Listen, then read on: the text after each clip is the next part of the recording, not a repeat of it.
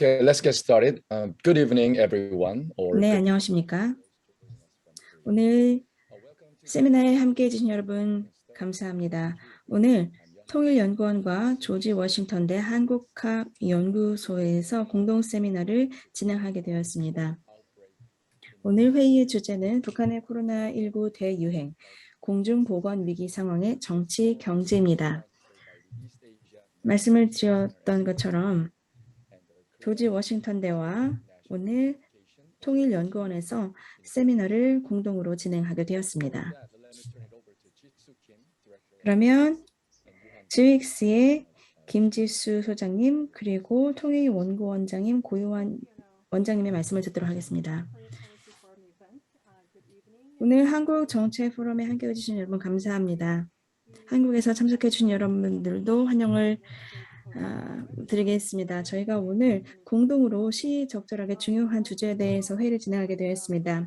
현재 코로나19가 전 세계적으로 유행을 한 이후에 북한에서는 지금까지 확진자가 없다고 발표를 했었지만 올해 5월부터 상황이 바뀌었습니다. 북한이 공식적으로 유혈자가 있다는 것을 확인해 주었습니다. 그렇기 때문에 얼마나 상황이 심각한지, 왜 북한이 이러한 상황을 이제서야 인정을 하고 있는지, 그리고 어떠한 위기를 다루고 있는지, 그리고 한국이나 아니면 다른 국가의 원조를 바라는 것인지 많은 궁금증이 있습니다. 오늘 세미나를 통해서 의미 있는 논의가 이루어지기를 바랍니다. 통일연구원장님께 이번 공동 세미나를 주최하신 데 대해서 감사의 말씀을 드리겠습니다. 처음으로 저희가 이렇게 공동으로 세미나를 진행하게 되었는데요. 앞으로 많은 방식으로 협력이 이루어졌으면 좋겠습니다. 그리고 한국, 미국에서 오늘 전문성을 공유해 주실 전문가 여러분들께 다시 한번 감사의 말씀을 드리겠습니다. 이러한 분야에 대해서 전문성을 갖고 계신 분들이 상당히 많지 않은데 오늘 이렇게 함께해 주신 여러분들께 감사의 말씀 드리겠습니다. President Cole. 고유환 원장님. 네, 안녕하십니까. 통일연구원장 고유환입니다. 통일연구원과 미국 조지 워싱턴 대학교 한국학연구소의 공동 세미나에 참석해 주신 모든 분께 환영의 인사를 드리며 이번 회의를 개최할 수 있도록 긴밀한 협력을 해주신 김지수 조지 워싱턴 대학교 한국학연구소 소장님과 김현호 부소장님께 깊은 감사의 말씀을 드립니다. 지난해 말 제가 워싱턴을 방문했을 때 두 분을 만나 양 기관 사이에 긴밀히 협력하기로 약속한 이후에 갖는 첫 공동 세미나입니다. 이 세미나를 기획해 주신 양 기관 관계자 여러분들께 감사드립니다. 계속 이러한 학술 교류가 이어지기를 바랍니다. 북한은 지난 5월 12일 당 중앙위 제8기 제8차 정치국 회의를 개최하여 최대 비상 방역 체계 전환을 결정한 데 이어 전국적인 발열 증상자 및 오미크론 사망자 상황을 공개했습니다. 이를 통해 북한의 오미크론 변이 감염이 대규모 확산 국면으로 진입한 것으로 보입니다. 최근 북한이 공식적으로 밝힌 신규 발열 환자 수가 10만 명대에서 1만 명대로 줄어들고 있지만 6월 20일 기준 누적 유혈자 총수가 465만 7천여 명으로 북한 총 인구수 대비 5분의 1이 감염됐을 정도로 심각한 국면에 처했습니다. 급성 장내성 전염병과 결핵도 급속히 확산하고 있는 것으로 알려지고 있습니다. 국제사회의 제재와 코로나19로 인한 북한의 자체 봉쇄로 경제적 어려움이 가중되는 가운데 코로나 팬데믹과 가뭄 등이 겹쳐 올해 식량 생산도 여의치 않을 전망입니다. 하노이 노딜 이후 교착된 북미 관계와 남북 관계를 풀기 위해 미국 바이든 행정부와 한국 윤석열 정부가 조건 없는 대화를 제의했지만 북한은 호응하지 않고 있습니다. 북한의 잇따른 미사일 도발로 강대강 대결 구도가 본격화되는 양상이며 7차 핵실험 준비를 실질적으로 완료하면서 한반도를 둘러싼 갈등이 더욱 심화하고 있습니다. 이처럼 남북 관계가 다시 한번 격동에 휩싸일지 모르는 중요한 때입니다. 지난 5월 21일 한미 정상은 공동 성명을 통해 대북 인도적 지원을 약속한 것을 재확인하고 최근 북한의 코로나19 상황에 대한 우려를 표시했습니다. 더 나아가 한국과 미국은 북한이 코로나 바이러스에 대처하는 데 필요한 지원을 제공하기 위하여 국제사회와 협력할 뜻을 밝혔습니다. 통일연구원은 북한 매체에서 발표하는 코로나19 현황을 데이터로 정리하여 신속하게 홈페이지에 제공하는 등 북한 연구 및 남북 의료 보건 협력을 위한 기초 자료를 제공하기 위하여 노력하고 있습니다. 통일연구원과 조지 워싱턴 대학교 한국학연구소의 이번 공동 세미나도 이러한 노력의 연장선에 있습니다. 오늘 남북 보건 협력의 필요성, 화합의 한반도로 나아갈 수 있는 가능성 등에 대한 심도 깊은 논의가 이루어지길 바랍니다. 다시 한번 이번 세미나에 참여해 주시는 한미 양국의 전문가 여러분들께 감사드리고 줌 웨비나로 참석해 주신 모든 분들께도 끝까지 같이 참여해 주실 것을 부탁드립니다. 감사합니다. Thank you, President Cole. With that, let me 네, start. 감사합니다, 원장님. 그러면 지금부터 라운드테이블 논의를 시작하도록 하겠습니다. 오늘 5분의 연사께서 서울 워싱턴에서 그리고 비엔나에서 함께해 주고 계십니다. 그러면 한국 연사분들을 먼저 소개하겠습니다. 이우태 통일연구원 인도협력연구실장님께서 함께하고 계십니다. 네, 안녕하세요. 통일연구원 이우태입니다. 반갑습니다. 네, 통일부에서 자문을 하고 계십니다. 또 함께해 주시는 분은 홍재환 통일연구원 연구위원이십니다. 예, 안녕하세요. 통일연구원 홍지환입니다. 반갑습니다. Our next speaker is Bill Brown. He is chair 빌 of 브라운님께서는 현재 조지 워싱턴 북한 경제학 포럼의 회장으로 계십니다. CIA 상무부 그리고 내셔널 인텔리전스 카운슬에서도 일하는 경력이 있습니다. 그 다음에 켄 고즈 해군 분석센터 연구 프로그램 소장님께서 함께하고 계십니다. 북한 리더십에 대해서 전문성을 갖고 계시고 몇 권의 책을 쓰시기도 했습니다. 그리고 레이첼 민영 리 오픈 뉴클리어 네트워크 선임 애널리스트께서 비엔나에서 함께하고 계십니다. 미국 정부의 애널리스트로 일한 경력이 있습니다. 그러면 먼저 이우태 통일연구원 인도협력연구실장님의 북한 코로나 사태에 대한 진실을 관한 주제로 말씀을 듣도록 하겠습니다. 네, 안녕하세요. 통일연구원 이우태입니다. 오늘 제 역할은 오늘 이 회의의 아이스 브레이커 같습니다. 그래서 제가 북한의 코로나19 확산에 대한 전반적인 개요에 대해서 조금 말씀을 드리면서 제 발표 이후에 전문가들의 좀 더 심층 깊은 논의를 이어가면 좋겠습니다. 앞서 도요한 원장님께서 간단하게 말씀을 해주셨지만 지금 지난 6월 19일 일요일 기준에 따르면 북한에서 이제 코로나 발병자가 19,000명대로 들어서면서 지난 5월 12일에 북한 코로나 발표 이후에 처음으로 10,000명대로 지금 발병자가 줄어들었습니다. 그래서 저희 연구원에서 지금 매일 그 북한 코로나 발열자 상황의 확진자 상황에 대해서 업데이트를 하고 있는데요.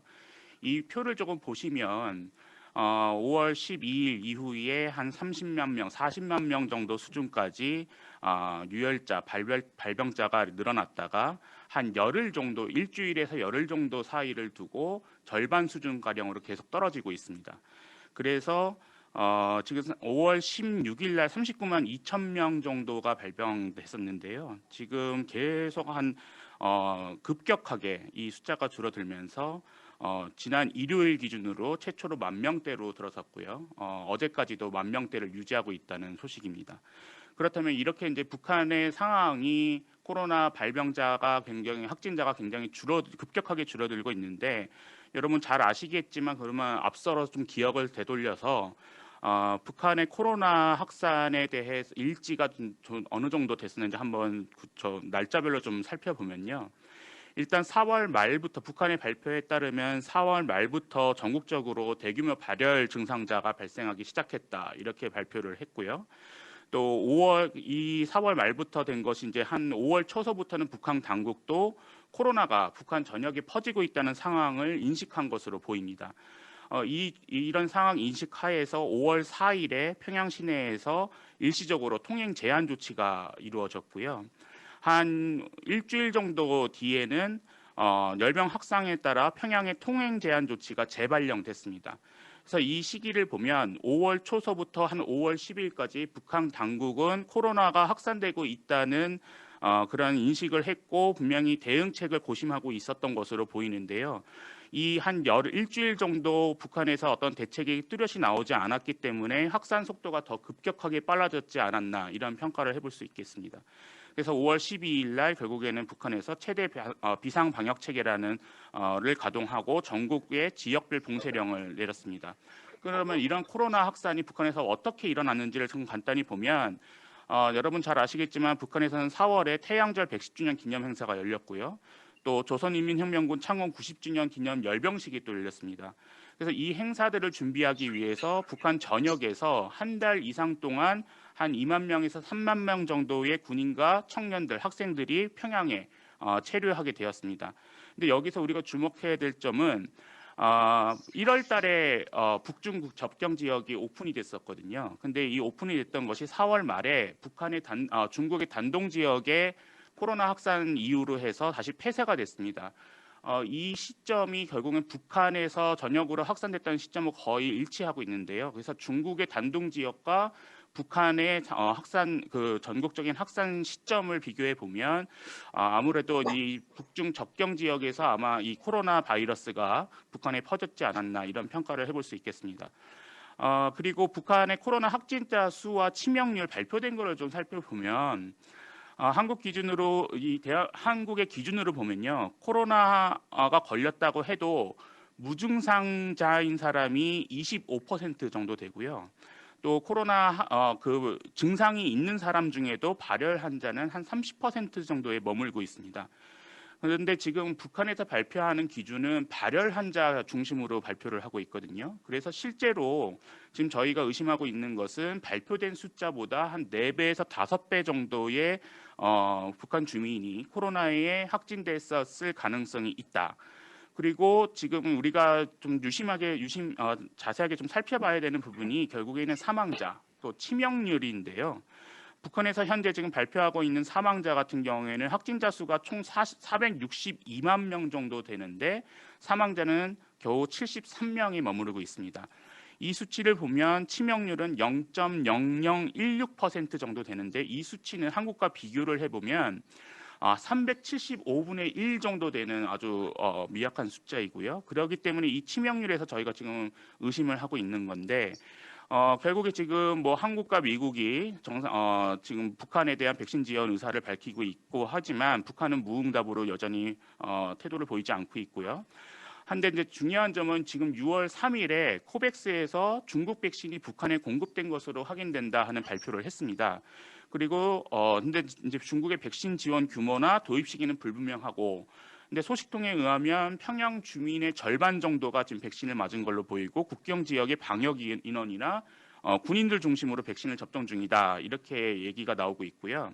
그런데 이제 북한에 들어간 중국 백신을 결국에는 의사들이 뒤로 빼돌려서 장마당에서도 지금 뒷거래되고 있다는데 장마당에서 거래되는 비용은 약 미국 달러 기준으로 한 91달러 정도의 그런 비용으로 지금 거래가 되고 있다고 합니다. 그런데 이제 한국통일부에서는 지금 이제 이 북한의 발열자 수가 계속 줄어듦에 따라서 조만간 북한이 코로나 위기 해소 선언을 할 가능성이 있다고 이렇게 발표를 했는데요.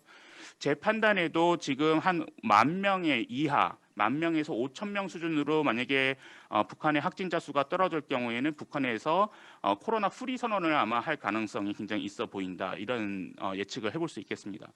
마지막으로 우리가 지금 국제사회가 늘 지금 북한의 데이터에 대해서 의구심을 표하고 있는데 물론 뒤에서 레이첼 민영리 박사님께서 말씀을 해주시겠지만 그냥 이거는 제가 뭐 조금 여러분들이 이 모양을 좀 중심으로 보시면 좋겠다고 생각이 듭니다. 이게 이제 북한에서 발열자 환자 숫자의 지금 그래프인데요. 보시면은 역삼각형 모양으로 되어 있죠. 그런데 대한민국 같은 경우에 보면은 벨 쉐입으로 되어 있습니다. 확진자 경우고요. 이게 오미크론 확진자를 말합니다. 또 중국, 미국을 볼 경우에도 미국도 12월서부터 오미크론이 나왔다는데 이것도 벨 쉐입으로 되어 있고요. 중국도 마찬가지입니다. 중국은 3월서부터 오미크론이 지금 발병이 됐다고 하는데 중국도 전체적인 모양은 벨 쉐입으로 되어 있고요. 요 중국의 특성과 북한의 특성은 나중에 라운드 테이블 할 때 다시 자세히 좀 말씀을 드리도록 하겠습니다.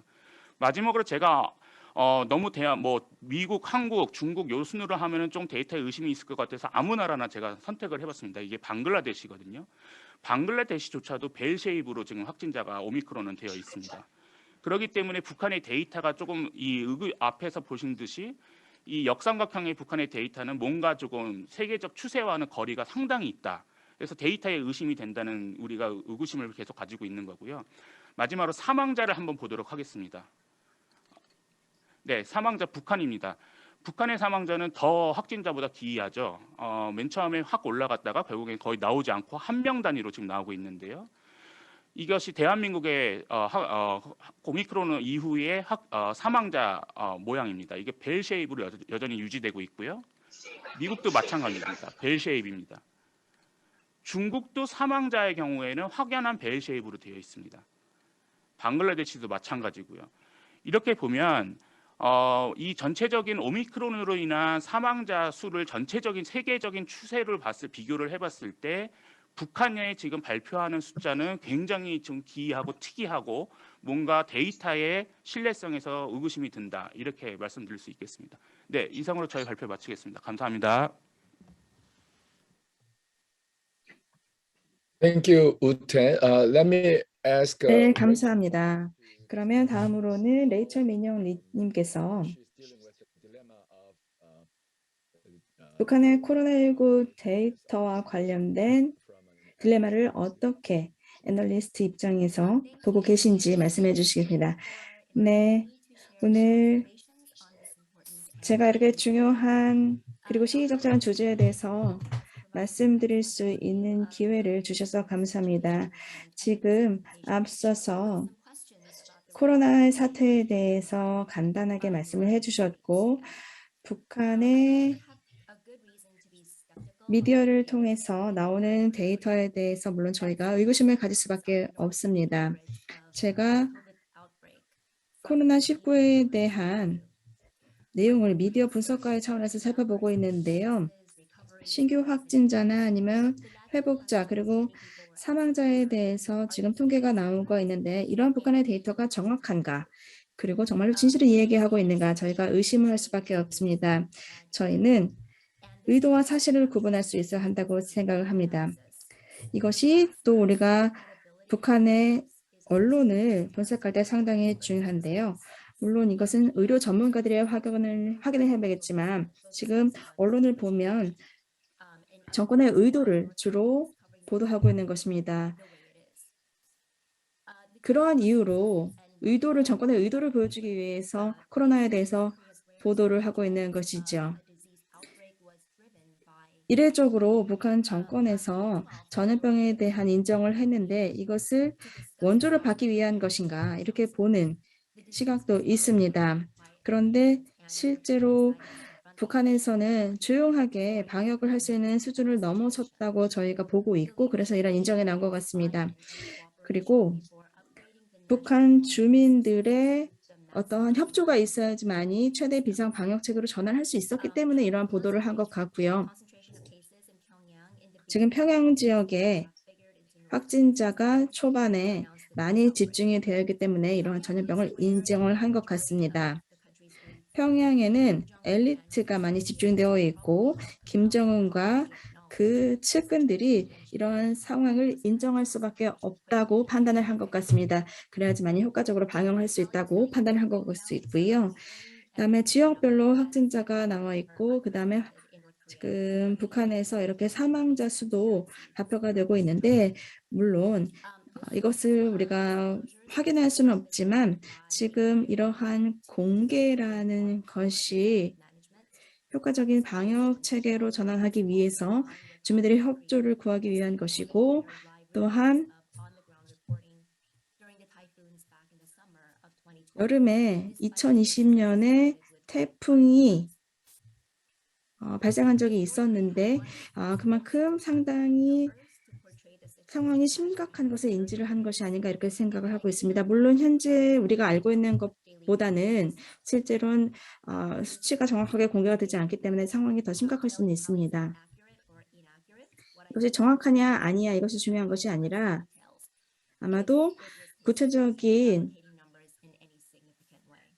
수치를 만약에 우리가 이러한 정확한 사실을 알리고 싶지 않았다면 아마도 수치를 조작을 해서 발표를 했을 수도 있을 것이다 이렇게 생각을 하고 있습니다. 지금 유혈자 수가 갑자기 줄어들었는데요. 지금 앞으로 마지막으로는 최근에 당 회의에서 이러한 악성 전염병을 극복을 하고 이러한 공중보건 위기 극복의 마지막 단계로 조만간 넘어가지 않을까 저희는 이렇게 보고 있습니다. 그런 발표가 나오지 않을까 이렇게 생각을 하고 있습니다. 실제로 그렇다는 것이 아니라 그러한 보도가 나올 것이라 보고 있고요. 현재 김정은이 최근에 당 회의에서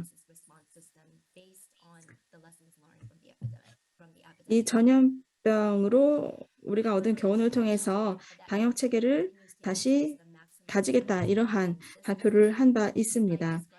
그런데 코로나 상황에 대해서 지금 안정화가 되어 가고 있다라고 발표를 했지만 지속적으로 최대 비상 방역 체계를 유지하고 있고요. 아마도 이러한 상황이 충분히 안정화가 되지 않아서 방역 조치를 해제할 수 없는 것으로 판단하고 있는 것 같습니다. 그리고 지금의 위기를 북한이 만들어진 이후에 최대의 위기로 보고 있습니다. 이것이 외부 원조를 원하는 것이 아니냐, 그리고 외부 세계와 다시 연결을 하려고 하는 것이 아니냐 이렇게 보고 있는데요. 만약에 그렇게 원조를 바라는 것이 북한의 의도였다면 더 심각한 보도가 KCNA 같은 것을 통해서 더 나왔을 것 같지만 실제는 지금 그렇지 않습니다. 그리고 아직까지는 이 조선중앙통신에서 외부 세계와 소통을 다시 재개하겠다. 즉 미국이나 남한과 조만간 소통을 재개하겠다. 그런 의도는 보이지 않습니다.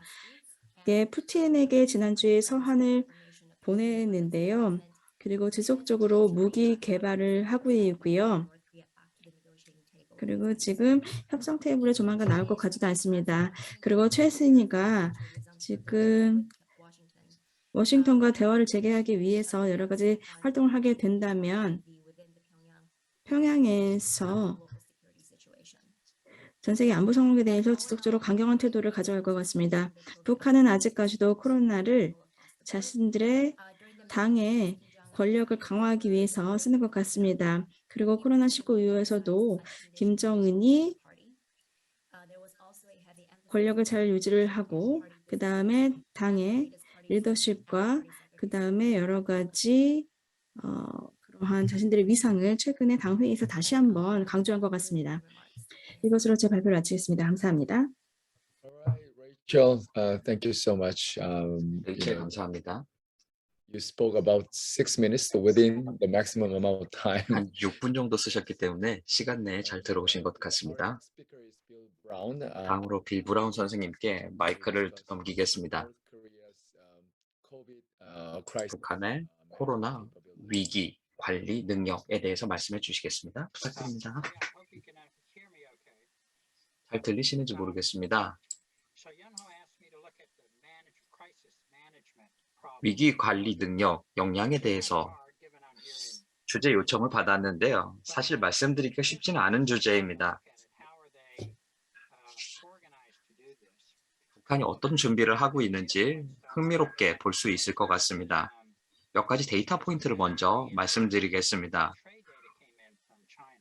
어제 그리고 오늘 중국과의 대중무역 데이터가 나왔습니다.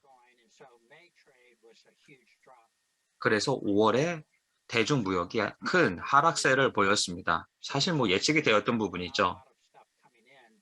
따라서 많은 부분이 현재 수입이 되고 있지는 않는 것 같습니다. 의약품이라든지 식품이라든지 그렇게 많이 들어오고 있지 않는 것 같습니다.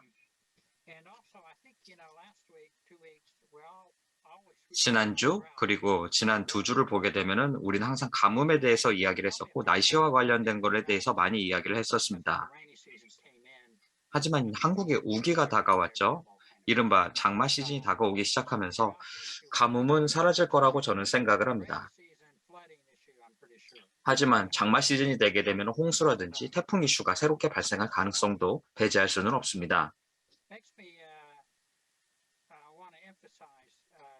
다시 한번 강조를 드리겠습니다. 북한은 항상 위기를 안고 살아왔던 나라입니다. 어떤 위기가 됐든지 간에 위기와 함께 살아왔기 때문에 북한을 바라보는 것은 상당히 흥미롭습니다. 위기가 없었던 적이 없습니다. 지금 상황 같은 경우에는 아마 최악의 위기가 아닐까라고 저는 생각을 합니다. 하지만 북한 같은 경우에는 위기를 타고 살아가고 있다라고 제가 서술을 드리겠습니다. 예전에 제조업 위기도 같은 경우도 있었고 여러 가지 위기가 있었는데 북한 정권은 잘 위기를 넘겨왔던 것이 사실입니다. 예를 들어서 한국전쟁 같은 경우도 한번 생각을 해보십시오. 사람들을 규제를 가지고 잘 통제를 하는 것, 이런 걸 북한이 정말 잘합니다. 따라서 여러 가지 이슈가 있으면은 북한에서는 상당히 정권을 잘 활용을 하고 있습니다. 그리고 통제를 아주 잘 하고 있습니다. 이렇게 강력한 통제를 하고 있는 게 첫 번째 포인트입니다. 북한은 위기와 항상 함께 살아왔었고 그리고 지금은 정말 큰 위기인 것은 분명하다라고 첫 번째 분석을 드리겠습니다. 두 번째 포인트로 넘어가 보겠습니다. 많은 사람들이 쉽게 잊는 게 있습니다. 북한이 어떻게 위기를 대응했는지 그 구조에 대해서 많은 분들이 있는 것 같습니다. 북한은 아주 조직이 잘 되어 있습니다. 아주 조직이 탑다운으로 잘 되어 있습니다. 제가 보기에는 전 세계에서 탑다운 조직으로 살펴봤을 때 최고라고 생각을 합니다. 아프리카나 라틴 아메리카에 있는 혹은 유럽 혹은 다른 쪽에 있는 개도국가는 다릅니다. 뭔가 문제가 잘못되면은 뭔가 좀 문제가 잘못됐을 때만 잘 조직을 해가지고 문제를 극복하려고 하는데 북한의 조직 체계는 거의 극단적입니다. 탑 투 바텀이라고 탑다운 형태로 되어 있다라고 말씀을 드리겠는데요. 좀 특이한 형태이기도 합니다. 그냥 콘 형태 위에 쪽에서부터 아래쪽으로 쭉 내려오는 게 아니라 매트릭스 형태의 탑다운 형태이기도 그리고 바텀업 형태 역시도 같이 가지고 있습니다. 아주 복잡한 매트릭스 형태로 구성이 되어 있다라고 할 수 있는데요. 아시아프레스 기사를 지난주에 보니까 인민반에 대해서 아주 흥미로운 기사가 나왔습니다. 어떻게 인민반에 북한 정권이 의지를 하고 있고 인민반을 통해서 어떻게 이 위기를 관리하고 있는지가 잘 나와 있습니다. 한 30가구, 40가구 별로 인민반이 구성되어 있는 것으로 저는 알고 있고요.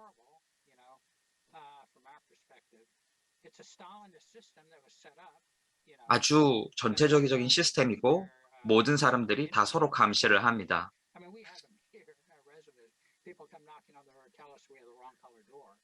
사람들이 예를 들어 가지고 뭔가 문제가 좀만 잘못되어 있으면 서로 이야기를 하고 감시를 하고 이런 형태입니다. 북한에서는 이런 인민반이 굉장히 강력한 시스템을 가지고 있습니다.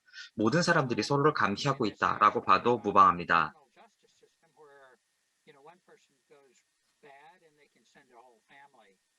예를 들어서 형법 시스템을 보게 되면 한 사람이 잘못하면 모든 사람들이 다 수용소로 가는 그런 시스템이잖아요. 그렇기 때문에 문제가 잘못되는 거에 대해서 사람들이 정말 걱정을 많이 하고 있습니다. 그래서 인민반의 역할이 굉장히 중요합니다. 특히 여성분들이 많은 역할을 하고 있습니다. 한 40대 여성이 인민반으로 활동을 하고 있고 그냥 동네를 여기저기 돌아다니면서 정보를 수집을 한다라고 이야기를 합니다. 예를 들어서 질병 예방에 대해서 한번 집중을 해서 이야기해 볼까요? 인민반이 질병 통제와 관련해서 정말 큰 역할을 할 수 있습니다.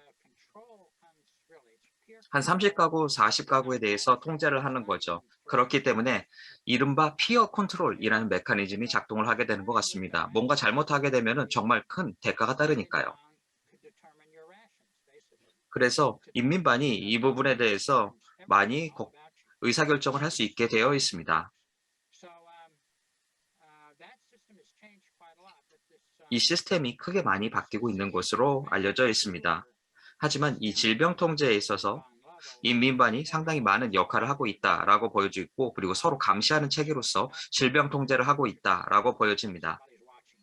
예를 들어서 뭐 온도 측정을 제대로 안 한다. 그러면 딴 사람들이 감시를 하고 보고를 한다. 이런 형태로 통제를 하고 있다라고 보시면 좋을 것 같습니다. 세 번째로 말씀드리고자 하는 거는요. 특이한 상황이긴 한데 전례 없던 상황은 또 아닙니다. 아까 말씀드린 것처럼 매트릭스의 통제 시스템이 존재하고 있고 여기에서 정보 통제가 정말 중요합니다. 현재 어떤 상황인지는 잘 모르겠습니다만 각각 라디오가 집마다 있고 예를 들어서 당에서 뭔가 명령을 내리게 되면은 인민반의 반장들이 이 부분을 계속해서 읽어주고 사람들이 다 이걸 들을 수 있도록 하고 있다라고 합니다. 그렇기 때문에 정보는 위에서 아래쪽으로 뿌려주는 형태로 이런 식으로 무선 형태로 내려오는 게 맞습니다. 이런 식으로 당 통제를 하고 있다라는 것이 마찬가지인데요. 근데 역방향으로도 정보가 흘러갑니다. 인민반이 사람으로부터 정보를 수집을 해가지고 당이나 혹은 당국에다가 보고를 한다라는 겁니다. 중국에서도 마찬가지였고요. 그리고 인민반이 당국에다가 보고를 할 수도 있다라는 것입니다. 따라서 명령을 하는 게 그렇게 어렵지는 않다라는 겁니다. 데이터가 소통이 꽤나 잘 될 수 있다라는 거죠. 아래쪽에서부터 정보를 쉽게 올려줄 수 있고 그리고 위쪽에서 아래쪽으로 명령을 내려는 것도 상당히 쉽다라는 겁니다. 잠시 후에 이 데이터에 대해서 조금 더 얘기를 해보면 좋겠는데 이 라디오 시스템과 무선 시스템이 상당히 신기한 것 같습니다. 정부가 데이터를 푸시해주는 데이터로 내려주고 있습니다. 그 데이터는 저희 같은 외부인을 위한 데이터가 아니라 그 당에 있는 사람들 그리고 일반 당에 복종하는 대중을 위해서 명령을 내리는 형태로 데이터가 내려오고 있는 것 같습니다. 그리고 제가 마지막으로 말씀드리고자 하는 건 바로 이겁니다. 체계 자체가 아주 많이 바뀌고 있는 것 같습니다. 특히 돈의 사용, 통화의 사용에 대해서 많은 것들이 바뀌고 있는 것 같습니다. 과거에는 배급이 모든 것을 다 통째로 했었습니다. 인민반이라든지 당이라든지 누가 하든지 간에 어쨌거나 이 사람들이 의료 그리고 식량 이런 거를 다 배급 체계를 통해서 다 배급을 했었죠. 하지만 배급이 잘 되고 있지는 않습니다. 그리고 북한에 기근이 왔을 때 거의 배급 시스템이 많이 무너졌던 게 사실입니다. 하지만 사람들이 배급에 대해서 그렇게 효력을 많이 느끼지를 못합니다. 과거에는 리더들이 뭔가 필요하다라고 하면 배급을 해줬고 약이 필요하다라고 하면 약을 배급을 해줬고 식량이 필요하다 하면 식량을 배급해줬던 게 사실입니다. 이런 식으로 탈중앙화가 되어 있는 인민반의 형태로 많이 통제가 되었던 것이 사실입니다. 하지만 현재 상황을 봤을 때 통화 화폐 사용이 아주 크게 증가하고 있다는 점입니다. 따라서 배급이 무너지고 있고 사람들이 배급을 받는다라고 하더라도 사람들이 이거를 되팝니다. 무료로 받아가지고 이거를 나중에 다시 파는 거 그리고 시장 가격의 한 80% 정도로 재판매하는 경우가 상당히 많다라고 합니다. 예를 들어서 받은 약품 같은 경우 자신들이 이거를 다시 팝니다. 국가에서 운영하는 약국에다가 다시 되파는 경우가 상당히 많이 있었습니다.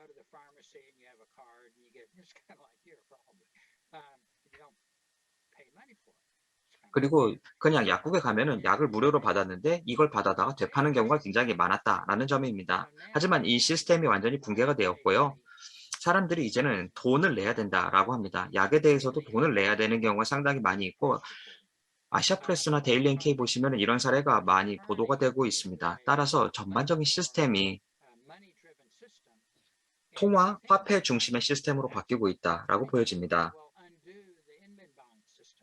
그리고 인민반 시스템 같은 경우가 어떻게 보면은 지금 힘이 줄어들고 있는 게 아닌가라고 저는 생각을 합니다. 인민반 리더들에게 돈을 줄 수 있다라고 하면은 이런 식으로 뭔가 자신들이 혜택을 좀 받을 수 있다라고 하는 게 현재 상황인 것 같습니다. 많은 것들이 꽤나 빠르게 바뀌고 있다라고 말씀드리고자 했었고요. 아주 큰 위기다라고 말씀드리고자 하는 건 아닙니다. 항상 북한은 위기에 대응을 하면서 살아왔었고 위기를 어떻게 사용해야 되는지 잘 알고 있고 어떻게 통제를 강화하는지에 대해서 잘 알고 있습니다. 장기적으로는 잘 모르겠습니다만 단기적으로는 어쨌거나 아주 타이트한 컨트롤을 하고 있는 것 같습니다. 저는 여기까지만 말씀을 드리겠습니다. 나중에 토론 기대하겠습니다. Thank you, Bill, for touching upon all the important elements of their crisis management during the pandemic. Now, let me ask Ken to discuss the political aspects of this COVID outbreak in North Korea. Ken? 네, Okay, 그러면 we'll touch on the political aspects. I think Rachel and William already touched on some of those, but I'll give it at a higher level about what I think is going on. 제가 그러면 전반적으로 어떤 일이 일어나고 있는지 말씀을 드리겠습니다. 지금 현재 북한의 상황에 대해서 저희가 의심을 할 수밖에 없는 상황입니다. 처음에는 코로나가 없다고 얘기를 했다가 지금은 코로나가 있다고 인정을 했고 지금은 실제로 회의에서 아무도 마스크를 쓰지 않고 있는 모습을 봤습니다. 그리고 정권에서는 주민들에 대한 통제를 강화하고 있습니다. 그래서 지금 정권에서는 내부 통제를 강화하고 있고 지금 국가 안보 정책에서는 또한 도발을 하려고 하고 있습니다. 지금 많은 것이 바뀔 때에 북한에서는 바뀌는 것이 없다. 저는 이렇게 보고 있습니다. 많은 분들이 그렇게 생각을 하시죠. 앞서서도 말씀을 하셨지만 저희는 현재 상황에 대해서 조금 걸러들을 필요가 있다고 생각을 합니다. 물론 지금 정보에 대해서 물론 저희가 어떤 장점을 취할 수도 있지만 저희가 면밀한 조사를 필요로 한다고 생각합니다. 북한은 변하지 않는 국가가 아니라 항상 변하고 있습니다. 정책도 변하고 정치도 변하고 있습니다. 그래서 코로나가 어느 정도 정권에 영향을 미치는지에 대해서는 저희가 정확하게 알 수는 없습니다. 그리고 실제로 우리가 보는 것과 현실은 다를 수가 있습니다. 지금 저희가 북한에 대해서 이해를 할 때는 팬데믹 초기의 상황과 그다음에 평양이 코로나 발생을 인정한 이후의 상황을 나누어서 살펴봐야 될 것 같습니다. 2020년 1월에 국경이 봉쇄가 되었고 이로 인해서 많은 피해가 있었습니다. 아마도 김정은이 상당히 어려운 결정을 했을 겁니다. 정권의 생존을 위해서 그렇게 했던 것 같습니다. 지금 여러 가지 제재 조치가 내려져 있습니다. 그렇지만 그 이전에는 중국에서 밀수품이 많이 들어왔었는데요. 국경이 봉쇄가 되면서 그러한 중국에서의 밀수가 거의 불가능하거나 더 어려졌습니다. 많은 미국의 공무원들은 이러한 경제 제재 조치가 심각한 영향을 미쳤을 것으로 보고 있고요. 지금 식량난도 상당히 심각합니다. 그리고 중국과의 교역이 차단이 되면서 경제 활동도 멈추고 그다음에 여러 가지 소비재나 아니면 산업재 그리고 식량 등이 중국에서 수입이 될 수가 없는 상황입니다. 그리고 식량난이 지금 상황이 악화되면서 지금 주민들에게 심각한 피해가 지금 발생을 하고 있습니다. 정말 심각한 위기라고 볼 수가 있고요. 지난 몇 년 동안 북한에서는 극단적인 조치를 통해서 이동도 제한을 하고 있고요. 그리고 지금 대부분 북한 주민들은 여행이 중단된 상황입니다. 김정은은 최근에 정권의 지도층이 일부 변화가 있으면서 일부 김정은의 코로나 관련 조치에 반대하는 순응하지 않은 그런 인사들에 대해서는 처벌이 내려졌고 지금 물론 그런 상황에서도 아직까지도 면맥을 유지하고 있는 인사들이 있기는 합니다. 김정은이 이러한 시기를 이용을 해서 봉쇄령을 이용해서 내부 청소, 정리를 하고 있는 것이 아니냐 이렇게 보는 분들도 있습니다. 고위급 인사에 대해서도 어떤 인사가 진행이 된 바 있고 중국에서 그 중앙당 기구뿐만 아니라 그리고 지방에서도 그런 리더십의 변화가 있는 것 같습니다. 세크레터리 포지션이 처음으로 만들어졌는데요. 제가 보기에는 김정은이 최근에 앞으로 정권의 변화를 위해 어떤 기초 작업을 하고 있다. 그리고 어떤 관계 회복을 위해서 정상화를 위해서 그리고 앞으로의 경제 운용을 위해서 어떠한 기초 작업을 하고 있다. 새로운 규정을 도입하고 있다. 정치적으로 그러한 의도를 갖고 있다. 이렇게 보고 있습니다. 코로나로 인해서 앞으로는 아마도 조만간 언제는 모르겠지만 제재 조치는 해제가 될 것 같고요. 북한 정권이 최대한 이러한 기회를 활용할 수 있도록 노력을 할 거라고 생각을 합니다. 또한 김정은은 앞으로 거버넌스에 대한 계획을 두고 지금 현재 김정은 이후에 후계자가 없는 상황이기 때문에 많은 정권의 안정을 위해서 특히 예상치 못한 일이 발생했을 때를 대비해서 여러 가지 준비를 하고 있는 것으로 보고 있습니다. 그리고 부패를 척결하기 위한 그러한 여러 가지 활동도 진행되고 있고요. 리더십을 공고히 하기 위해서 노력을 하고 있습니다. 초반에 많은 교훈을 입었다고 생각을 합니다. 만약에 리더에 대항을 하는 정석댁 같은 그런 사람이 많을 때 어떤 일이 발생하는지는 이미 김정은이 어릴 때부터 많이 봤습니다. 그래서 극단적인 조치를 통해서 자신의 입지를 강화하려고 하고 있는 것 같습니다. 그래서 효과적으로 권력이 아닌 권위를 공유하고 또 넘겨주려고 하고 있는 것 같습니다.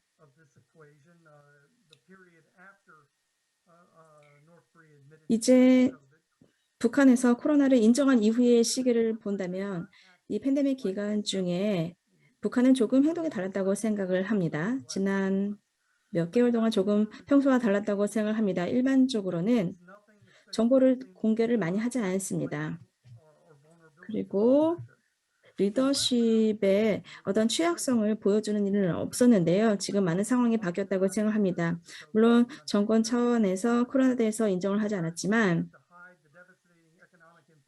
경제적으로 많은 피해가 있었다는 점을 김정은은 숨기지 않고 있습니다. 다른 분들도 말씀을 하셨는데요. 지금 상황이 너무나 심각한 상황이 되었기 때문에 그러한 움직임을 보인 것 같습니다. 2021년 여름에도 많은 일들이 있었는데요. 어떤 질병이나 어떤 보건 위기 때문에 그런 것이 아니라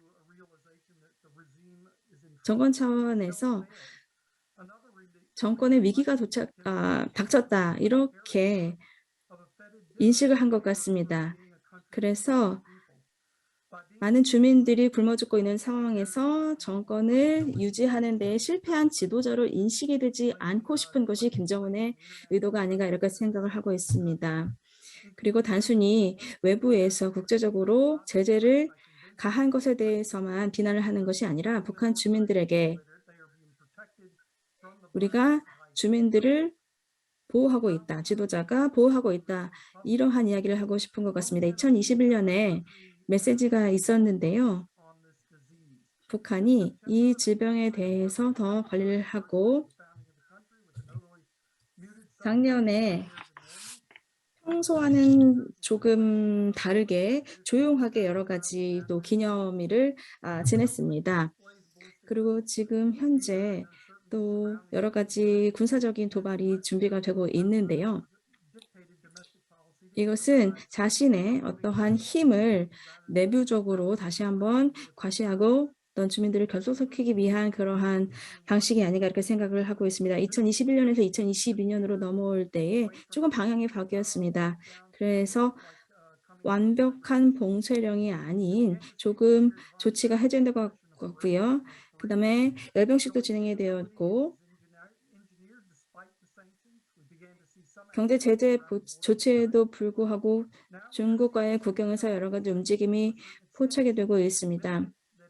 이제 코로나19 확진자 수도 줄어들고 있고 물론 이것이 전략적인 메시지이냐 아니면 지금 코로나의 정점에 있느냐 이에 대해서는 우리가 계속적으로 살펴봐야 될 것 같습니다.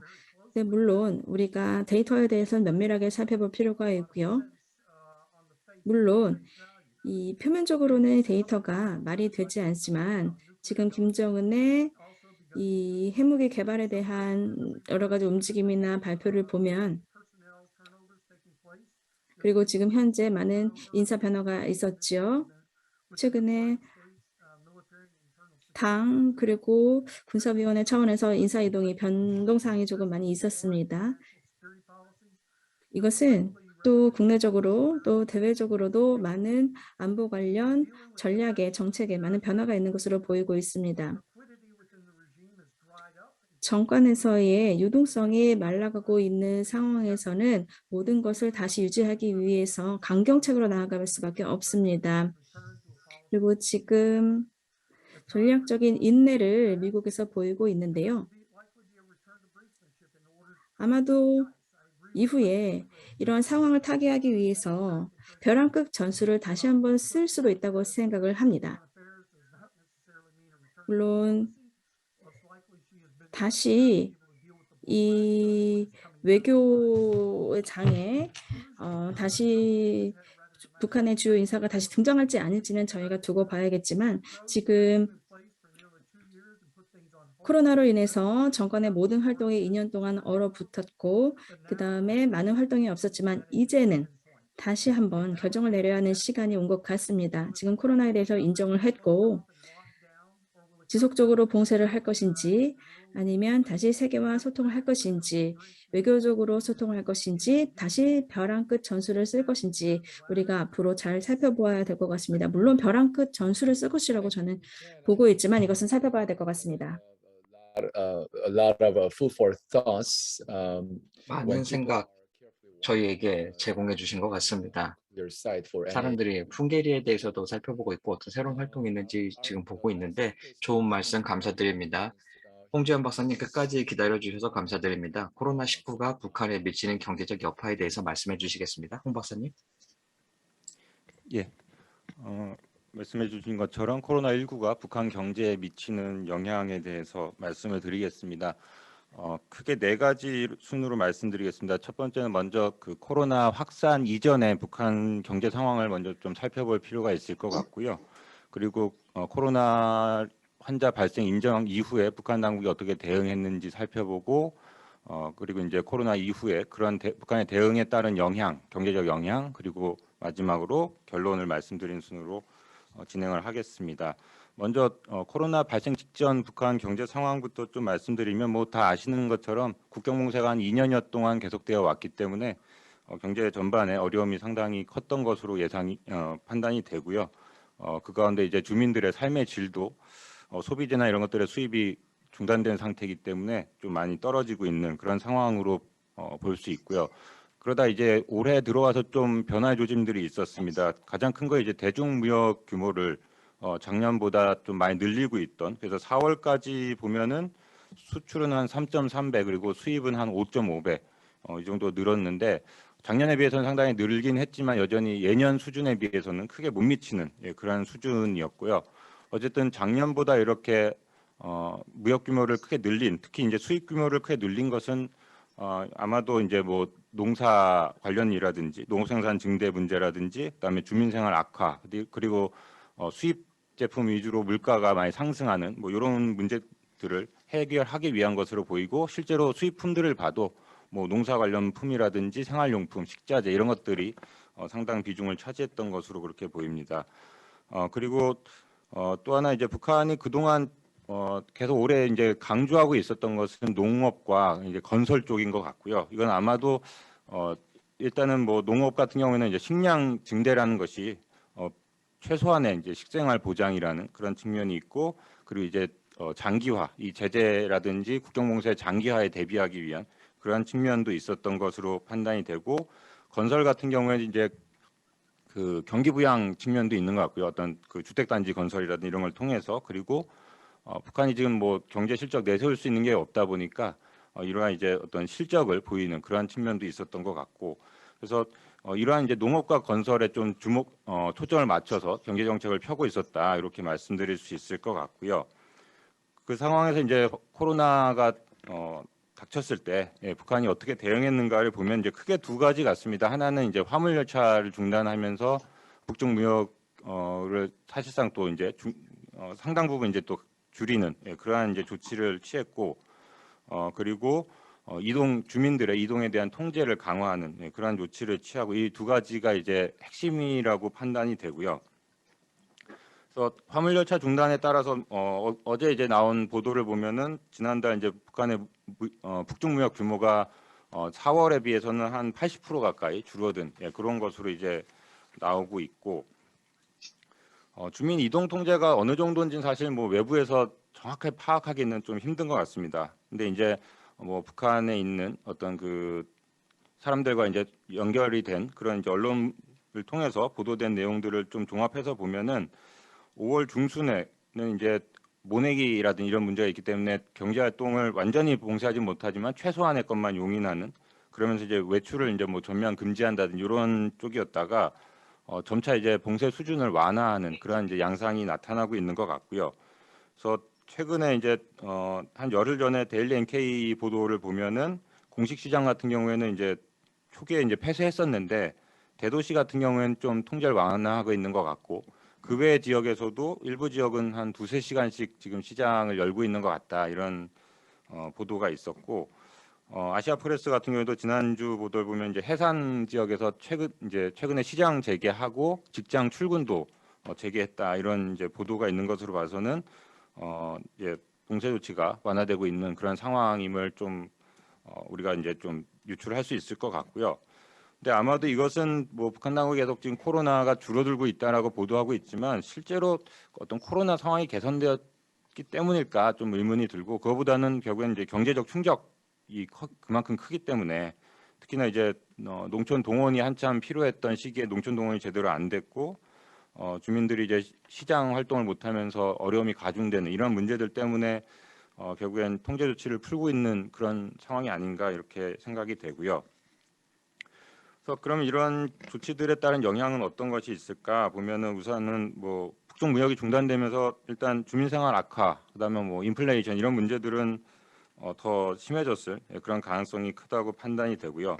특히나 이제 비료 같은 것들도 지금 수입이 충분치 않기 때문에 농업 생산에도 영향이 있어서, 이건 또 올해 농업 생산 내년에 또 영향을 주니까 내년까지도 그 여파가 있을 수 있다라는 생각이 듭니다.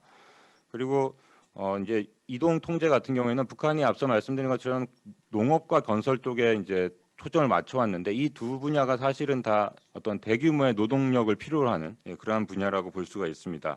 따라서 이제 이동 통제라는 것이 결국에는 어떤 성과의 제약 요인으로 작용하고 있을 것으로 보이고요. 특히나 이제 모내기철에 이동이 이제 통제된 것, 이것이 이제 농촌 동원이 위축되는 그런 요인으로 작용했을 것으로 보이는데, 뭐 북한 당국은 이제 이것을 부정하고 있습니다. 그 6월 9일 노동신문 보도를 보면은 모내기가 90% 완료됐다, 그래서 크게 차질 없다는 뉘앙스의 보도를 한 바 있는데, 근데 이제 또 그 데일리 NK 쪽에서 위성 사진을 가지고 관측을 해본 걸 보면은 이제 작년하고 모내기 상황을 비교를 한 걸 보면은 한 4분의 3 정도, 그러니까 작년에 비해서 한 4분의 3 정도에 불과한 것으로. 그래서 이제 뭐 이 인력 동원 제약 문제도 있지만 또 하나는 이제 그 고온, 그리고 이제 가뭄 이런 문제들이 있었기 때문에 좀 차질이 빚어지고 있지 않나, 이렇게 판단이 되고요. 건설 부문 같은 경우에도 이제 북한이 뭐 그 평양의 화성지구 1만 세대 건설 이런 것을 계속해서 지금 하고 있는 것으로 보이고 뭐 그 RFA 쪽에서는 이제 그 건설에 투입된 그 군인들한테 이제 중국 백신이 접종이 됐다. 그 얘기는 이제 계속해서 이들을 이제 계속 그 노동을 시키겠다라는 것으로 볼 수 있는데 이런 것으로 봐선 계속 건설 쪽 또 계속 이루어지고 있는 것으로 보이지만 전체적으로 아무래도 성과에 좀 영향이 있을 수밖에 없을 것으로 보이고 가장 이제 우려스러운 부분은 시장이 위축된 그런 부분인 것 같습니다. 일단 주민들의 생필품, 식량을 포함한 생필품 확보가 어렵다는 점. 그래서 해산 지역 같은 경우에는 이제 5월 한 25일쯤에 한 보름치 정도의 식량이 배포됐다는 그런 이제 보도가 있었는데 이것이 얼마나 이제 일반적인 현상인지는 사실 알긴 좀 어려울 것 같고요. 어쨌든 그러한 생필품 확보에 어려움이 있는 것 같고 그리고 주민들이 시장 활동을 통해서 어떤 수입을 얻어야 되는 그런 상황에서 지금 시장이 상당 부분 통제되다 보니까 그 주민들의 소득 저하 문제도 있고 그로 인한 어떤 구매력 하락 이런 문제들도 복합적으로 지금 나타나고 있다고 볼 수 있을 것 같고요. 물가 같은 경우에는 지금 아직까지 이제 뭐 대표적인 이제 쌀, 옥수수 가격이 약간 뭐 오름세를 보이긴 했지만 아주 심각하게 올라가는 이런 양상은 보이지 않았는데 이건 뭐 크게 두 가지 요인일 것 같습니다. 일단 북한 당국이 계속 관리 통제를 계속 해오고 있기 때문에 이런 주요 상품들에 대해서 그러한 영향이 있을 것 같고 그리고 앞서 말씀드린 것처럼 식량을 일정 뭐 며칠치라도 배급을 해줬다면 그 영향도 좀 있을 것 같은데 근데 이제 그 며칠 전 아시아 프레스에서 보도한 걸 보면은 이제 북한 쌀 가격이 지난주에 좀 5천 원대에서 한 6,700원까지 올라간 것으로 그렇게 이제 보도가 되고 있는데 이것은 좀 주목을 해서 우리가 살펴봐야 될 부분이 아닐까 이런 생각이 듭니다. 그래서 전체적으로 결론적으로 말씀을 드리면 코로나 확산에 대해서 북한 당국은 뭐 무역 중단 그리고 이동 통제 강화 이런 이제 형태로 대응을 해왔고 그것이 이제 북한 당국의 어떤 경제 관련 구상, 그러니까 농업과 건설에 집중하겠다 이런 구상에 차질을 가져오고 있을 뿐만 아니라 주민 생활에도 상당한 어려움을 야기하고 있지 않나 이렇게 이제 생각이 되고요. 그렇지만 이제 현재의 이제 추세를 봤을 때 북한 당국이 뭐 무역 통제라든지 주민 이동 통제라든지 이런 것들을 이제 완화하는 양상을 보이고 있는 것으로 판단이 되고 앞으로도 이제 이러한 방향으로 나아갈 가능성이 크지 않을까라는 생각이 듭니다. 하나의 이제 예로 이제 RFA에서 어제 보도 내용을 보면은 북한이 이제 비료 수입을 재개를 하려고 이제 화물 열차 재개를 이제 중국 쪽에 이제 제의를 했는데 중국 쪽에서 지금 거부를 한 것 같고요. 한 달 정도 더 있다가 보자라고 이제 그 단둥 쪽에 아직 그 코로나 상황 이런 것들을 이제 감안한 것으로 보이고 또는 또 이제 북한의 상황이란 이런 것들을 다 감안한 것으로 보이는데 그런 걸로 봐서는 이제 북한이 무역을 재개하려는 그런 이제 좀 입장을 보이고 있는 것으로 그렇게 볼 수 있을 것 같습니다. 그래서 이렇게 이제 무역이 재개되고 어쨌든 이동 통제가 어느 정도 완화되면 경제 상황은 아마도 좀 호전될 것으로 보이는데 이제 문제는 그럼 이제 코로나 상황인데 코로나로 인한 인명 피해는 더 커질 가능성이 충분히 우리가 예상해 볼 수 있을 것 같고요. 이제 이걸 다시 보자면은 결국엔 북한 당국이 인명 피해 코로나로 인한 인명 피해를 감수하면서라도 지금 이제 통제 완화하려고 하는 그러한 이제 움직임을 보이고 있다는 것은 그만큼 이제 북한 경제가 2년여의 통제 그 국경 봉쇄 속에서 상당히 안 좋다는 것을 방증하는 것이 아닌가 이렇게 이야기할 수 있을 것 같습니다. 예, 이상입니다. Thank you, 재환. Before we 네, start, 홍재현 박사님 잘 들었습니다. 저희가 라운드 테이블을 진행하기 전에 저희가 오늘 참석하신 여러분들의 질문을 받고 있습니다. 지금 Q&A 채팅창이 열려 있습니다. 질문을 하실 때에는 성함과 소속 기관을 함께 알려주시기 바랍니다. 그러면 지금부터 라운드 테이블 논의를 진행하겠습니다. 한 15분 정도 저희가 라운드 테이블 논의를 할 수가 있는데요. 여러분들께서 혹시 코멘트나 질문이 있으시면 서로에게 말씀을 해주시기 바랍니다. yes, Bill. 네, 시작해 주시죠.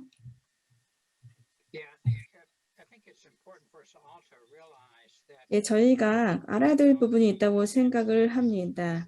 지금 현재 우리가 이 질병의 상황에 대해서 어떻게 정확한 정보를 얻지 않고서는 저희가 어떻게 이야기를 할 수 없다고 생각을 하는데요. 지금 북한에 대해서 알지 못하는 일들이 상당히 많이 있습니다. 지금 알지 못하는 것은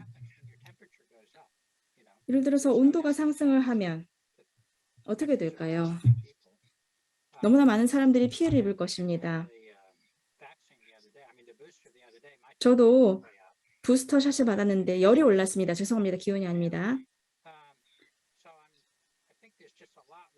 그렇기 때문에 우리가 모르는 일이 너무나 많이 있습니다.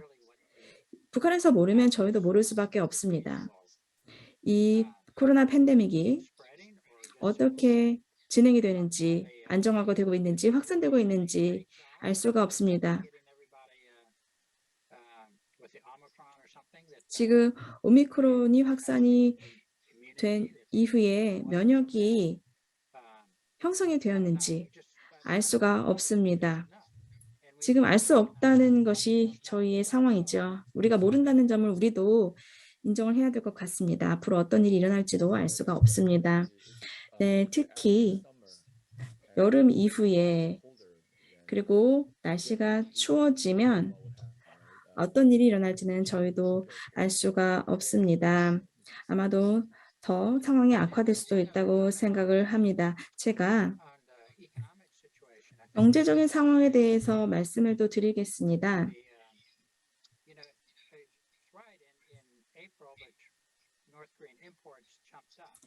지금 수입량이 늘었지만 이전 수준은 아니지요.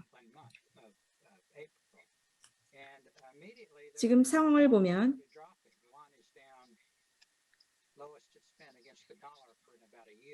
지금 달러 대비 환율도 계속 떨어지고 있습니다. 가치도 떨어지고 있습니다. 아마도 이것이 정권의 위험 신호가 아닌가.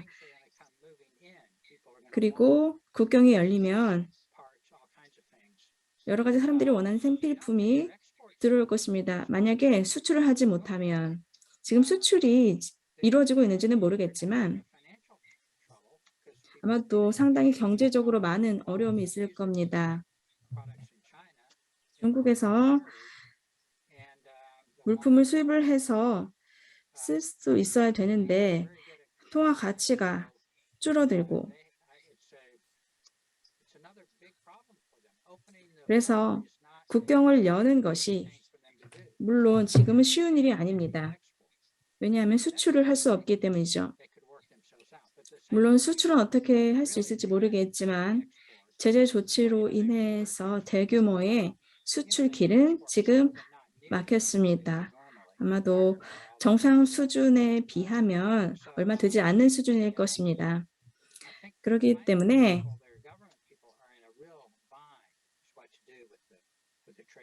지금 현재 이러한 교육 상황에 대해서도 자신들이 잘 관리를 할 필요가 있습니다. Do you have any comments on what you just said? 혹시 코멘트가 있으실까요?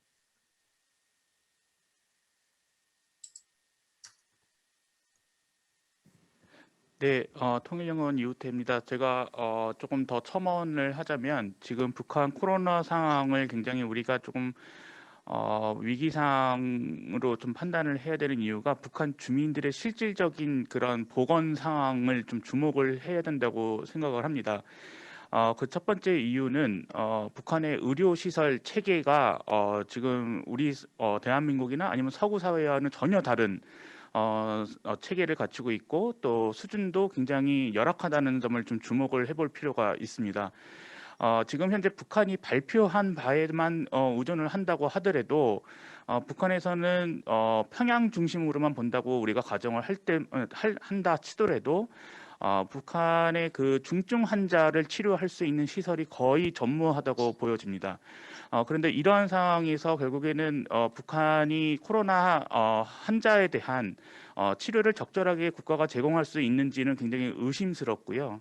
그렇기 때문에 북한 주민들의 실질적인 건강 그 코로나로 인한 건강 그런 위험성이 굉장히 높아지고 있는 상황이라는 점이고 또 다른 하나는 북한의 기아 지수가 전 인구의 47%가 지금 기아 인구로 분류되고 있습니다. 이런 상황에서 일단 북한 주민들 건강 자체가 굉장히 기아 수준에 머물고 있는데 이런 상황에서 백신이 공급된다 하더라도 이 백신을 결국에는 지금 우리 윌리엄 브라운 박사님이 말씀하신 대로 그 부스터 샷을 맞으셨을 때 열이 나고 몸에 증상이 있지 않습니까? 이 기아 상태인 사람들이 결국 이 백신을 맞았을 때에 몸에서 일어나는 여러 가지 반응 이런 것이 결국 북한 주민들이 실질적으로 이겨낼 수 있는가에 대한 우려도 또 있기도 합니다. 그렇기 때문에 지금 이 코로나 상황이 결국에는 뭐 정치적 여파도 있고 경제적 여파도 있겠지만 실질적으로 북한 주민들의 건강 문제에 굉장히 심각한 문제를 일으킬 수 있는 상황이기 때문에 우리가 국제사회가 조금 더 이 부분에 주목을 해야 된다고 보여집니다.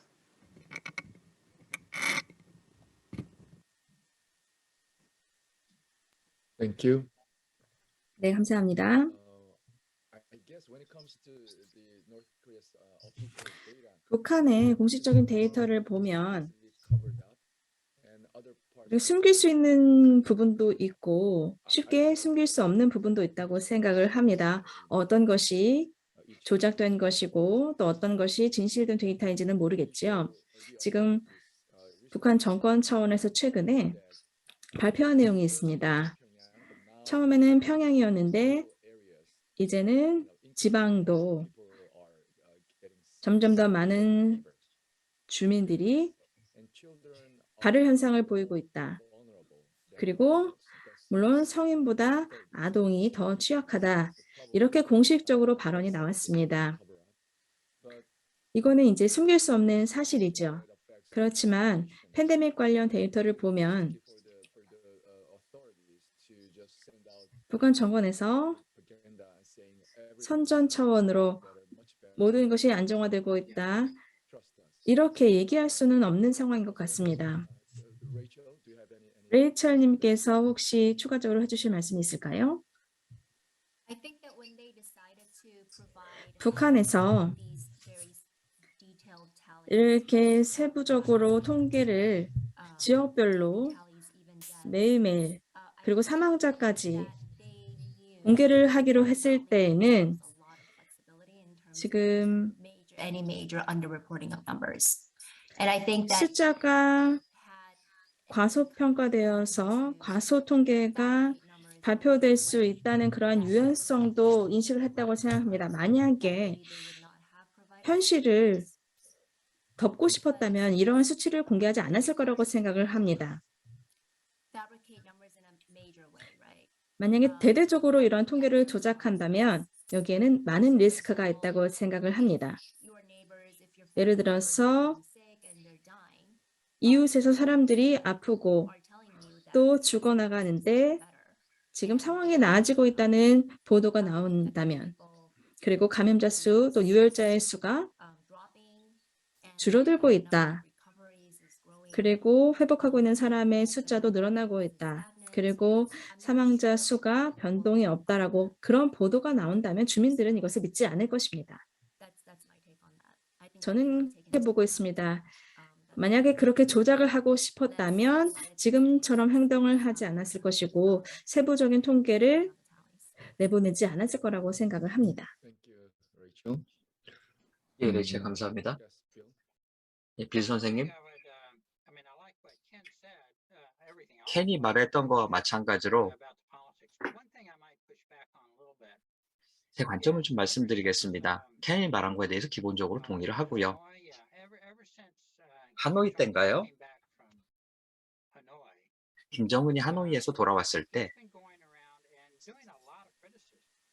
상당히 많은 비판을 했었습니다. 공장에 가서 싱가포르 같은 경우에는 진짜 잘하는데 우린 싱가포르처럼 왜 못하냐 이렇게 이야기를 했었죠. 그리고 매니저들에게 굉장히 압박을 많이 가했던 것으로 알고 있습니다.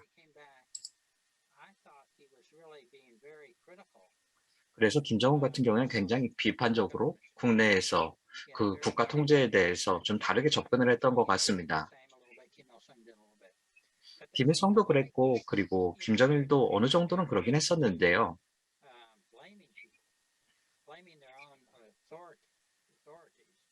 자신 내부의 권한에 대해서 비난을 하고 뭐 이런 경우가 좀 있었던 것 같기는 합니다.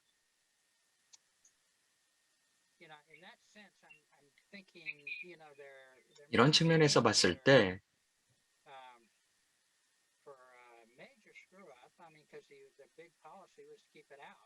예를 들어서 큰 정책에서 실패를 했을 때에 대해서 이 부분에 대한 공간을 좀 만들기 위해서 노력을 하고 있는 것 같습니다.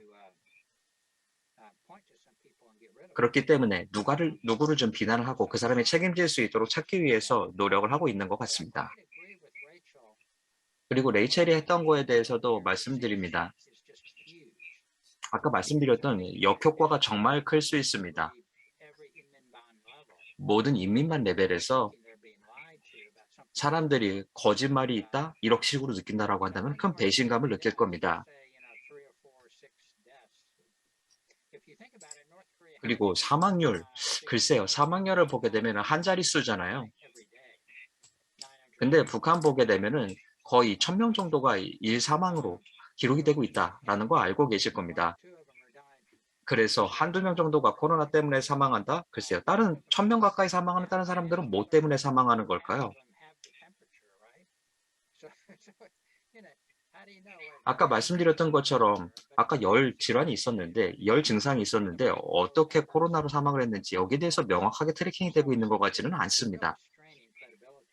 그렇기 때문에 여기에선 신뢰성이 매우 떨어진다라고 생각을 합니다. 북한이 어떻게 보면은 사람들이 좀 거짓말하는 거에 너무 익숙해지지 않았나라고 생각도 해봅니다. Our Korean speakers 혹시 한국인 연사분들께서 코멘트나 다른 연사분들에게 질문이 있으실까요?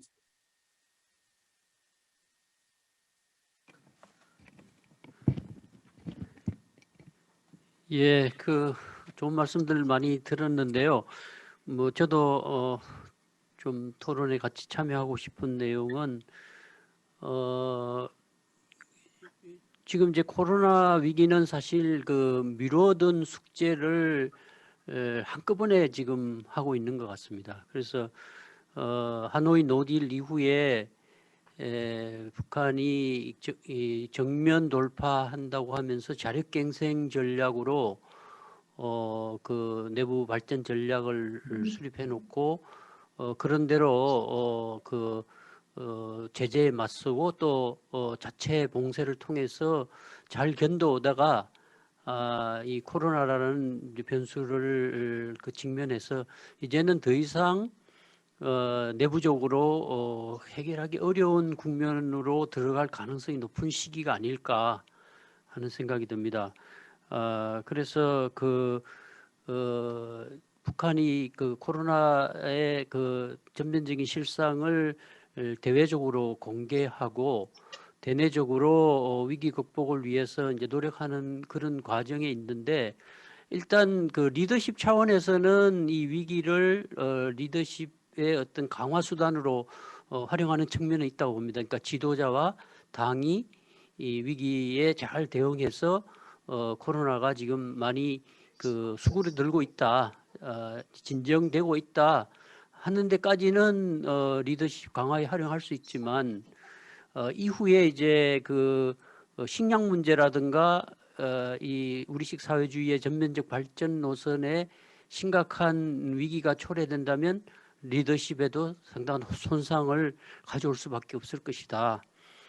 그래서 최근에 이제 흐름을 보면 그 바이든 정부 출범 이후에 북미 간에 아직 그 대화다운 대화가 이루어지지 못하고 있고 또 한국의 윤석열 정부 출범 이후에도 현재 대화가 이루어지지 못하고 있는데 그 와중에 북한이 계속적으로 장거리 미사일 시험 발사를 비롯해서 미사일 계속 발사하면서 위기를 조성하고 있으면서 이제 핵 실험을 좀 준비하고 있다 이런 얘기들이 있고 계속 미국에서나 한국에서도 곧 언제라도 실험이 가능한 그런 시점에 있다 이런 얘기들이 지금 있는데요.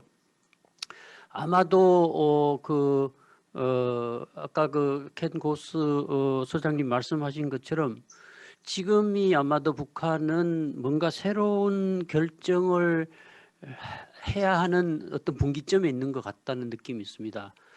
그래서 그 미국과 한국이 어떤 대응을 하느냐에 따라 그 방향이 결정될 수도 있다. 그러니까 북한의 결심도 결심이지만 미국과 한국이 어떤 그 접근 방식을 선택하느냐에 따라서 북한의 선택도 달라질 수 있는 뭐 기로에 서 있는 것이 아닐까 하는 생각이 듭니다. 그 예로서 이제 북한이 그 핵실험을 거의 준비하는 모습들을 외부에 노출하면서 현재 실험을 하지 않고 기다리고 있는 것 같은데, 만약에 그 미국과 한국의 태도에 따라서 그 핵실험을 하지 않는 것을 카드화해서 협상을 재개하고 그 지금 처한 어려움을 해소하기 위한 어떤 그 돌파구로 활용할 가능성도 저는 그 배제할 수 없다고 봅니다. 그래서 그런 부분에서 지금이 굉장히 그 중요한 그런 시기다 하는 점에 한국과 미국이 인식을 같이 하면서 이 그 좋은 쪽으로 갈 수 있는 선택을 할 수 있도록 한미가 노력하면 어떨까 하는 그런 생각을 해봤습니다. 그 예로서 이제 최근에 그 최선희를 외무상으로 지명한 것. 그러니까 과거에 군부 출신이면서 대남이나 이런 사업을 했던 리성건이 외무상으로 있었는데, 그건 결국 김영철 라인으로 이 강경 라인인데, 이제 강경 라인을 뒤로 김영철을 뒤로 이제 지금 물리고 이성건을 통일전선부장으로 임명하면서 최선희 전통적인 이제 그 외교를 담당하는 최선희를 외무상으로 그 다시 발탁한 것을 볼 때 북한도 상당히 그 협상의 염두에 두고 그 한국과 미국의 그 태도를 지켜보는 것이 아닐까 하는 생각이 듭니다. 이것과 관련해서 혹시 또 추가적으로 또 논의를 할 수 있으면 말씀해 주시면 고맙겠습니다. Thank you, President Ko. We have 네, around 고요한 원장님 말씀 잘 들었습니다. 지금 시간이 10분 정도 남아서 저희가 청중 여러분들의 질문을 받아야 될 것 같은데요. 제가 interesting idea. And you know, one thing I'm 아주 thinking 흥미로운 아이디어라고 생각을 합니다. is, I think the idea is that they've gone to self-reliance mode. 근본적으로 자력갱생에 들어갔었는데 이제 Sort of upset that. 바이러스가 들어오게 되면서 자력갱생이 잘 안 됐었죠. 그렇기 때문에 어떻게 보면 좀 핑계거리가 생겼다라고 생각을 합니다. 핑계거리가 생겼기 때문에 외부 도움을 요청을 할 수 있게 되었다라고 볼 수 있겠죠. 노동신문에 대한 보고를 보게 되면은 Really amazing. 오늘 기사를 보니까 좀 깜짝 놀랄 기사가 있었습니다. 현재 상황이 얼마나 안 좋은지가 잘 나와 있고 한국전 이후 거의 최악이 아닌가라고 생각이 들 정도입니다. You know, we did better than the rest of the world. We held off for 2 years and so many months. But 우리는 2년 넘게 우리가 잘했었는데 지금은 안 된다라고 선언을 하고 있는 그런 추세입니다. I think that's what the director is saying. That might be 따라서 kind of an opening. So 그렇기 때문에 원장님께서 말씀하셨던 바와 마찬가지로 이제 우리는 외부와 연결해서 문제를 해결할 필요가 됐다라고 선언을 한 것처럼 보입니다. 아주 흥미롭게 들었습니다. Thank you, Bill. 네, 감사합니다. Couple of questions. 지금 채팅창에 질문이 올라와 있습니다. 로저 웨더 씨께서 질문을 올려주셨는데요. 지금 북한의 최대 방역 조치 수준이 중국처럼 심각한 수준인지, 사람들이 건물을 떠날 수 없는 수준인지, 그리고 이것이 주민에게 미치는 영향에 대해서 말씀을 물어주셨는데요. 그러면 홍재환 박사님께서 답변을 해주실 수 있을 것 같은데, 혹시 추가적으로 답변을 해주실 수 있는 부분이 있을까요? 이 질문이 있고 나서 제가 나중에 이제 발표를 해서 아마 그 내용 중에 상당 부분은 들어가 있을 것 같고요. 간단하게만 말씀드리면 초반에는 상당히 이제 뭐 외출 통제라든지 이런 것들이 강했고 최소한의 어떤 모내기라든지 이런 최소한의 경제 활동만 허용되는 그런 추세였다면은 차츰 좀 많이 완화된 그러한 상황인 것 같고, 최근에는 이제 시장도 이게 다시 돌아가고 있는 그런 양상도 나타나고 있어서 계속해서 좀 완화되는 그런 추세 속에 있다 이렇게 보시면 될 것 같습니다.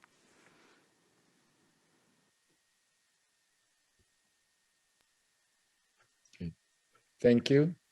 네, 감사합니다. And we have two more questions. 질문이 2개 더 올라와 있는데요. Asking the same question. 동일한 내용인 것 같습니다. From Jonathan, 조나단님께서 질문을 하신 내용이 있고요. 그다음에 working for Yonhap News. 연합의 배영경 기자님께서 질문을 해주셨는데요. 일단 북한의 공식 데이터가 얼마나 정확한지, 물론 딜레마이지만 레이첼 미녀님께서 어느 정도는 신뢰할 만하다라고 말씀을 해주신 것 같습니다. 지금 북한 정권에서 공개하고 있는 데이터에 대해서 어느 정도는 신뢰할 수 있다고 생각하셨는데 어떻게 생각하시나요? 지금 북한에서 나오는 내용을 보면 정부의 주민들로부터 보고되는 내용이 반영되지 않았나 이렇게 봅니다. 그래서 저는 개인적으로는 이 수치 자체가 현실을 완벽하게 반영하지는 않을 거라고 봅니다. 왜냐하면 북한은 검사 능력도 제한되어 있고 그다음에 의료보건시설에 대한 주민의 접근성도 제한되어 있기 때문입니다. 그래서 이 수치는 완벽하게 현실을 반영하지는 않는다라고 생각을 합니다. 그래서 그 부분에 대해서는 어느 정도 제가 회의적이지만 언론에 나온 통계 수치를 보면 그거는 어느 정도 실제로 보고되고 있는 숫자는 반영을 하고 있는 게 아닌가 저는 그렇게 생각을 합니다. Yeah, that brings up to me another question. 또 다른 질문이 하나 생기는데요. Maybe an opportunity, really. If you think about it, North Korea is what? It's the only one other country in the world is. 전 세계에서 북한만 감염 접종을 제대로 받지 않았다라고 한번 가정을 한번 해보겠습니다. The world, WHO, none of us know the path of this disease very well. 과거를 보게 되면은 접종이 상당히 필요합니다. We don't know very much about it. It's really a crazy disease. 사실 백신이 어느 정도 효과가 있는지에 대해서 좀 퀘스천 마크가 있습니다. 북한 같은 경우는 어떻게 보면은 하나의 실험실처럼 되어 있습니다. 어떻게 보면은 백신을 투여받지 않은 사람들에게 대해서 어떻게 바이러스가 반응하는지를 보여주는 실험실과 같은 그런 상황인 것 같습니다. 근데 북한 말에 따르면은 현재 상황이 좀 호전이 되고 있잖아요. 그렇기 때문에 WHO나 다른 쪽에서 좀 조사를 해보면 좋을 것 같습니다. 얼마나 많은 사람들이 접종이 됐었고 실제로 이렇게 접종을 안 했었는데 그럼에도 불구하고 진짜 코로나가 쉽게 사라지는가 이런 식으로 데이터를 보면서 도움을 줄 수 있을 것이 아닐까라고 생각을 합니다. 그러면서 질병에 대한 이해도 조금 더 높일 수 있다라고 생각을 합니다. WHO뿐만 아니라 다른 분들도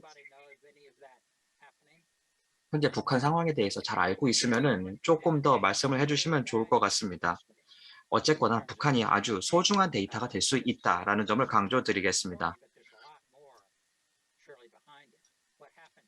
그냥 현재 미디어 리포트만 믿을 게 아니라 실제 회복 상황 그리고 그 뒤에 있는 상황에 대해서 진짜 우리가 좀 살펴볼 필요가 더 있을 것 같습니다.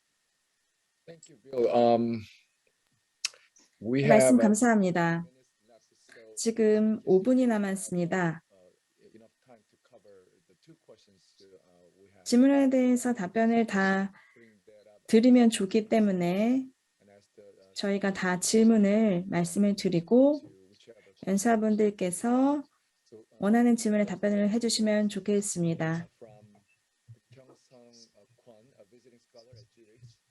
GBIX 방문 연구자 권경선님께서 현재 북한이 사실상 고립된 상태에서 지금 경제 제재로 인해서 국제 무역이 전반적으로 끊긴 와중에 중국의 교육까지도 많이 줄었기 때문에 이러한 상황에서 북한을 협상장으로 유인하고 또 비핵화로 견인하는 데 제재 강화가 얼마나 효과가 있을지에 대해서는 의문을 갖고 계시다 이렇게 말씀을 해주고 계신데요. 그래서 오히려 이제는 미국이 제재 완화를 일종의 인센티브로 제시할 수 있는 시점이 아닌가. 켄 고즈 소장님이나 고유원 원장님께서 답변을 해주시면 좋을 것 같습니다. 또 다른 질문이 올라와 있는데요.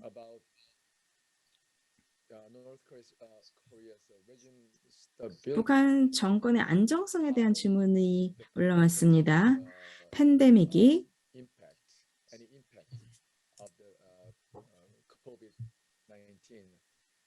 그리고 코로나19가 북한 정권의 안정성에 어떤 영향을 미치는 걸로 보시는지 질문이 올라와 있고요.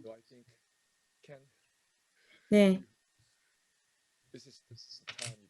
켄 고즈 소장님께서 말씀을 해주시면 좋을 것 같습니다. 네,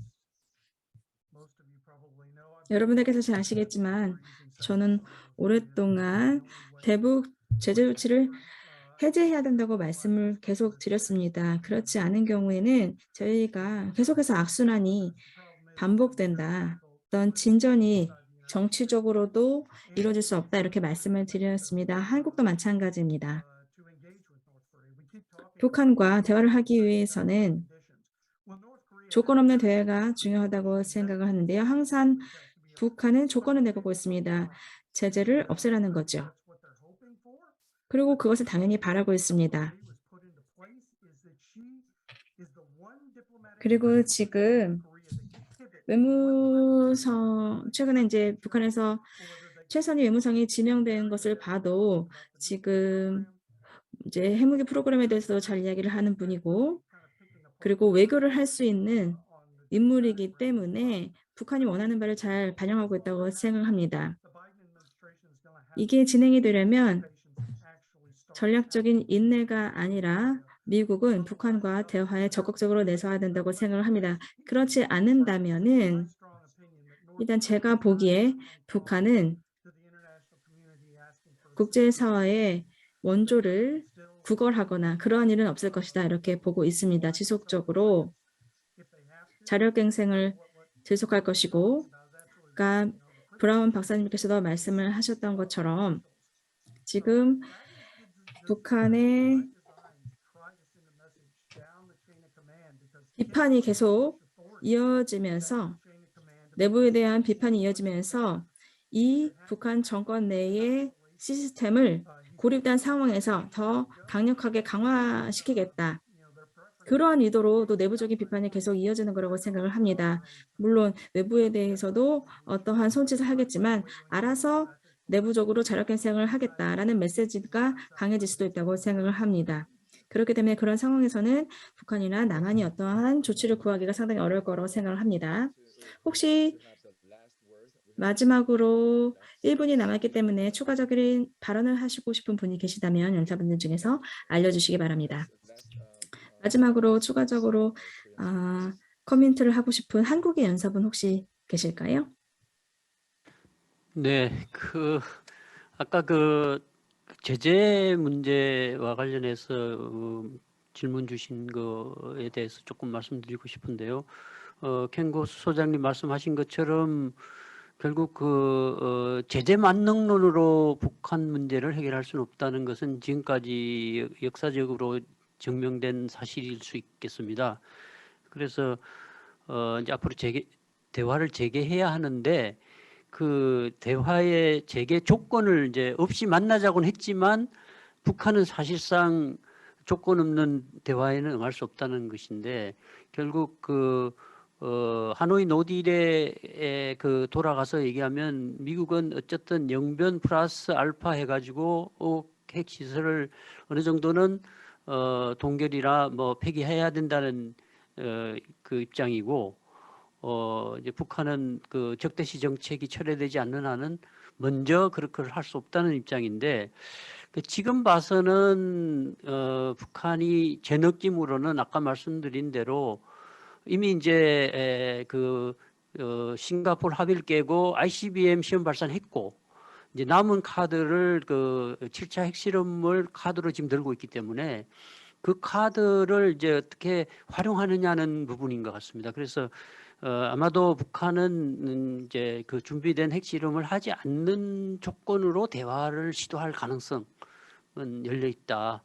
그런 점에 주목해야 할 시점이 아닐까 저는 그렇게 봅니다. 예, 감사합니다.